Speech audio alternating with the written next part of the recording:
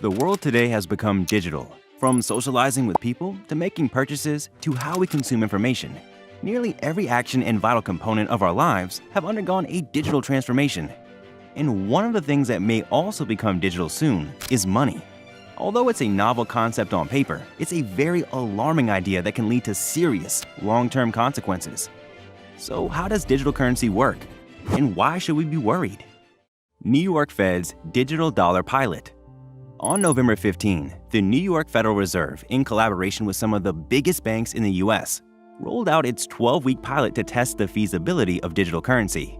The project will experiment on a regulated liability network and, according to the Fed, will use simulated data.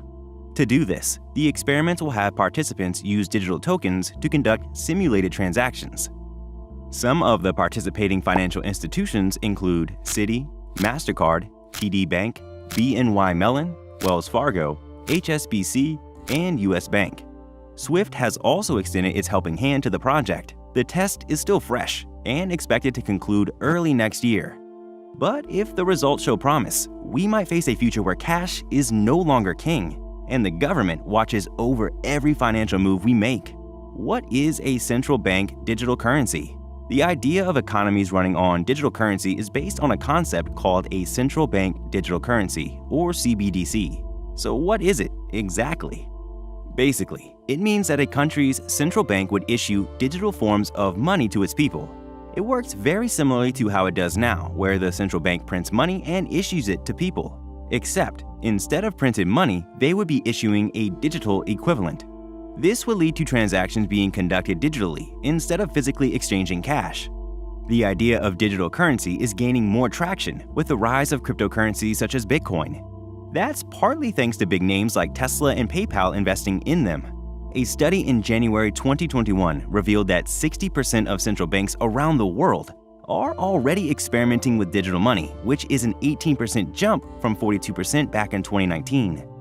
Countries such as Sweden, Hong Kong, the UK, and Australia are already exploring ways to make digital currency work. China is one of the most notable countries that are experimenting with a CBDC. The country has been testing its own version of digital currency called the DCEP, or Digital Currency Electronic Payment, and has launched pilots in major cities to test its feasibility. So far, results have shown promise, and the country is expected to expand its pilot in 2023. China's central bank even entered into a joint venture with SWIFT, the system used worldwide for bank transactions and payments. Many view this as a sign that the country is preparing to go global with its digital currency, while others are still experimenting with CBDCs. A few countries have already launched their own. In 2020, the Bahamas became the first country to issue a digital currency called the sand dollar. As of 2022, the central banks of the Bahamas, Nigeria, and Jamaica have already launched a CBDC model. The implications of CBDC. Usually, transactions made through debit cards run through numerous entities such as payment networks, your bank, and the merchant's bank before they become successful. Such transactions also include hidden fees, which can particularly affect businesses. In contrast, CBDC aims for a more direct exchange of digital money between two parties. One way to do this is by giving everyone a digital wallet where they can store their digital money. They can provide these directly or through institutions such as banks. So, if the people were to make a purchase, for example, they would just take their digital dollars from their digital wallet and transfer it to the person they're transacting with. Instead of a transaction passing through different entities before being cleared, the Fed will just deduct from your digital wallet and transfer it to the other party. And since these will be cashless transactions, digital currency payments will be made with smartphones, where digital wallets can be accessed. Because the money is digital now, the Fed can store them on a central ledger or a network of distributed ledgers such as blockchain, which is used by cryptocurrencies.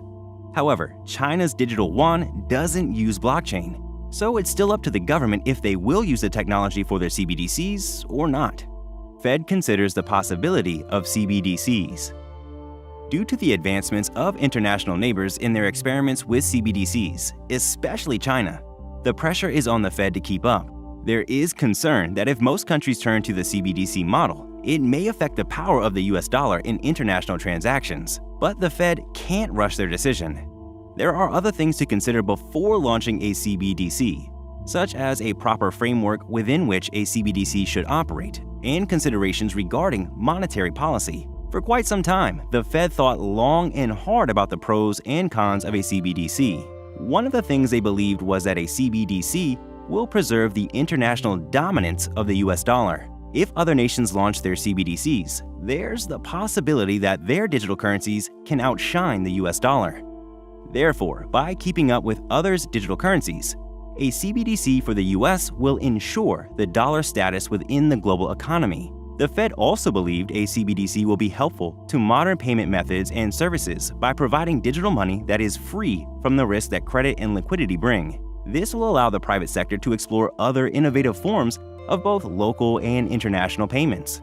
Additionally, the Fed suggested that a CBDC will help around 8.4 million unbanked households in America with no credit or debit card keep up with the rapidly digitizing economy. Digital currency also allows for federal payments, wages, and tax refunds to be transferred quickly and conveniently. It will also give easier credit access, all of which are big deals for lower-income households. The Fed also noted that other countries are starting to favor cashless payments. This trend may also rise soon in the US. If that were the case, digital currency can provide Americans the option to transact using digital central bank money. The Fed stresses that it doesn't aim to eradicate cash completely. Instead, its goal is to make CBDC a viable alternative. Why the digital dollar is a bad idea.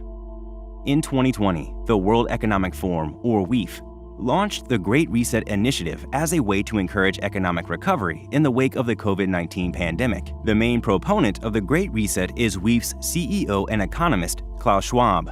According to him, one of the pillars of the initiative is leveraging on innovations brought by the Fourth Industrial Revolution to support economic upheaval.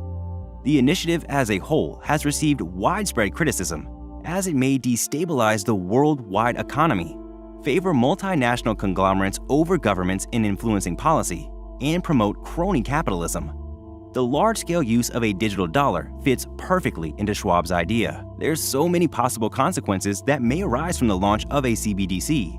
One of the most significant is that a CBDC may flip the structure of the country's financial system. Widely available digital money can affect the business model of banks, as they fund their loans mostly through deposits.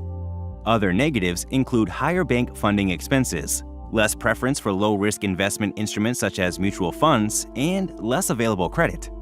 A CBDC can de-risk the situation by limiting how much digital money you can hold, but why would you want that?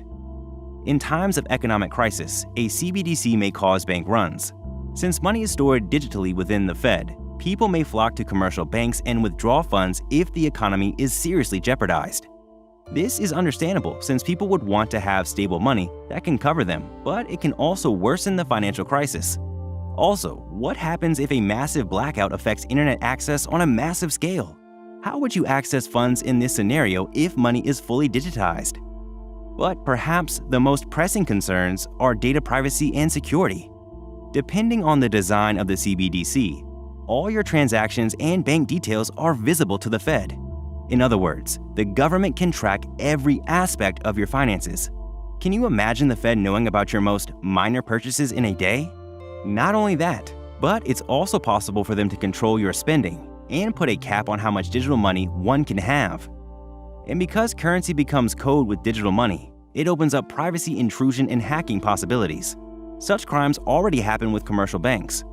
If hackers manage to access CBDC data, users will have more to worry about than just getting robbed. It may lead to an economic catastrophe of biblical proportions. The issue alone should be alarming enough for the Fed to do more research before launching a CBDC. But they have already decided to speed things up with the launch of their digital dollar pilot. It looks like the US is about to turn to the digital dollar soon, and if the Fed isn't convinced of its wide-reaching consequences, we may soon face a massive economic and societal collapse. And that's how digital currency works and why it's a matter of concern.